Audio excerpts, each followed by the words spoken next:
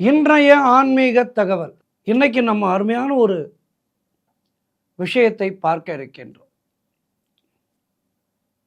பல உயிர்களை, அதாவது உலகத்திலே இருக்கின்ற எல்லா உயிர்களையும் சிருஷ்டிப்பவர் பிரம்மதேவன்.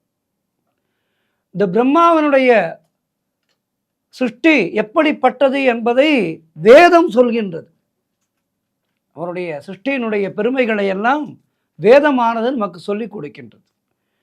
ஒரு சமயம் பிரம்மா பசுக்களை சிருஷ்டி செய்தார். பசுக்கள் எல்லாம் புல்லை மேய்வதற்காக பிரம்மலோகத்தை விட்டு வெளியே போனதாம். போன பசுக்கள் திரும்பி வரவே இல்லை. பல நாட்கள் ஆனது. அவைகள் திரும்பி வரவே இல்லை. பிரம்மனுக்கு கவலையாகிவிட்டது. பசுக்களை மீண்டும் அடைய வேண்டுமே, திரும்ப இந்த பசுக்களை பெற வேண்டுமே, என்ன செய்வது என பிரம்மா குழம்பி போனாராம். பல யஜ்யங்கள் செய்தார். இந்த பசுக்கள் திரும்பி வர வேண்டும் என்று பல யஜ்யங்கள் செய்தார். ஒரு யஜ்யத்தின் மூலமே பசுக்களை ஆகர்ஷிக்க வேண்டும் என்று பார்த்தார். ஆனால் பல யஜ்யங்கள் செய்தும் வரவழைக்க முயன்றும் அந்த பசுக்கள் திரும்ப வரவே இல்லை. பிரம்மாவுக்கு ஒன்றுமே புரியவில்லை. எப்படி மீட்பது இந்த பசுக்களை என்று அவர் யோசிக்க ஆரம்பித்தார். பிரம்மா யோசிக்கின்றார். அப்படிப்பட்டால் அப்படி என்றால் அவர் எப்படிப்பட்ட ஒரு கவலையிலே ஆழ்ந்திருப்பார் பாருங்கள். அவரால் ஆன மட்டும் செய்து பார்த்து விட்டார்.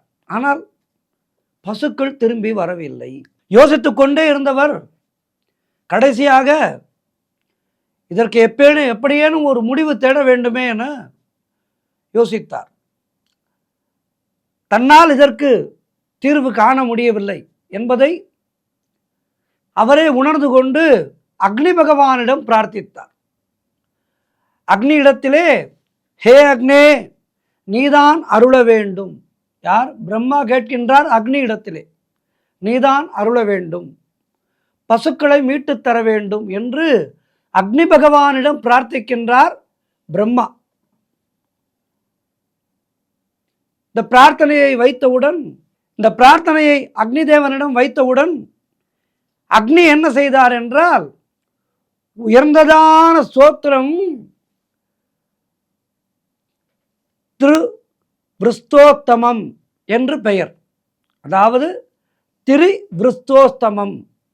இந்த ஸ்தோத்திரத்தினாலே யஜ்யம் செய்தால் பசுக்களை மீட்டு விடலாம் என நினைத்து அதனை செய்தார். ஆனால் பசுக்களை அந்த ஹோமத்தை செய்தும் மீட்க முடியவில்லை.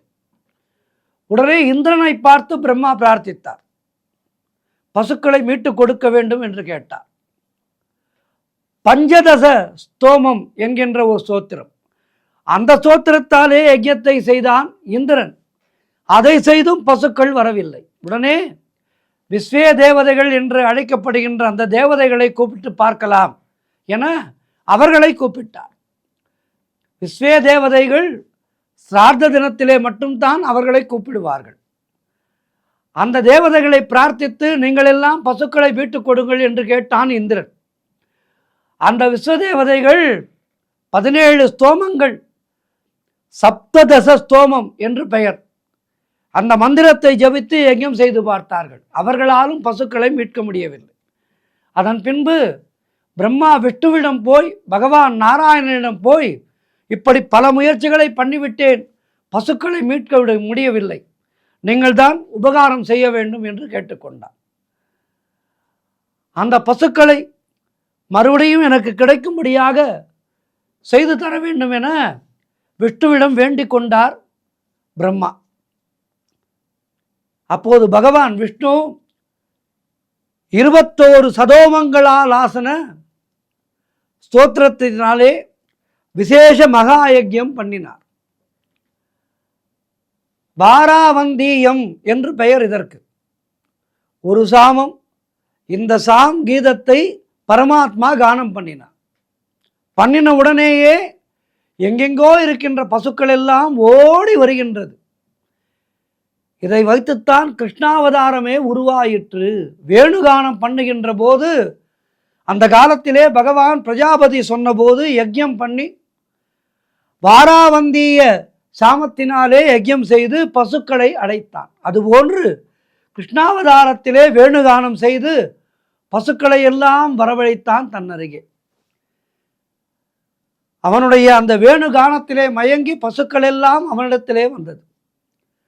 அந்த சிறு விரல்கள் தடவி, அதாவது சிறுவிரல்கள் தடவி பரிமாற செங்கன் கோட செய்யவாய் கொப்பளிப்ப குருவையர் புருவம் கூடலிப்ப கோவிந்தன் குழல் கொடு ஊதின போது. இப்படி பகவான் விசேஷமாக வேணுகானம் பண்ணியதை பெரியாழ்வார் கொண்டாடுகின்றாராம். சின்ன சின்ன விரல்கள் எல்லாம் தடவி பரிமாறுகின்றன. பிருந்தாவன கஷேத்திரத்திலே பசுக்கள் எல்லாம் காதை கூட ஆட்டமறந்து அப்படியே ரசிக்கின்றன.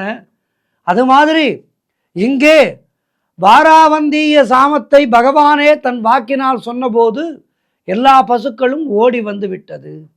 பிரம்மாவிடம் அவற்றை ஒப்படைத்தார் பகவான். இந்த யஜ்ஞத்திற்கு என்ன பெயர் என்றால் அப்தோர்யாமம் என்று பெயர். பல யஜ்ஞங்களை வேதம் சொல்கின்றது.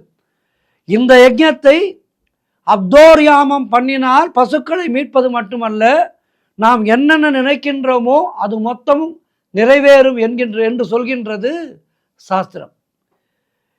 இந்த மந்திரார்த்தத்தை கேட்டாலே எல்லா விதமான பலன்களும் கிடைக்கும். மந்திரத்துக்கு உள்ளீடான எம்பெருமான் விஷ்ணு எல்லாவற்றையும் மீட்டு கொடுத்து நமக்கு சகலத்தையும் கொடுப்பான் என்பது ஐதீகம். ஆகவே இந்த கல்யாண உபநயன காலத்திலே எல்லாம் இந்த மந்திரத்தை சொல்வார்கள், கவனிக்கலாம்.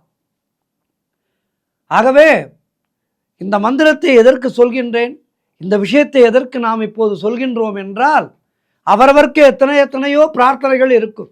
இந்த பிரார்த்தனைகள் எல்லாம் நிறைவேறுவதற்கு இந்த நாமத்தை சொன்னால் அவை நிச்சயமாக நிறைவேறும் என்பது ஐதீகம். இந்த நாமத்தை சொல்லி நம்முடைய ஆசைகளை நிறைவேற்றிக் கொள்வோம். சர்வம் கிருஷ்ணார்ப்பணம். நன்றி, வணக்கம்.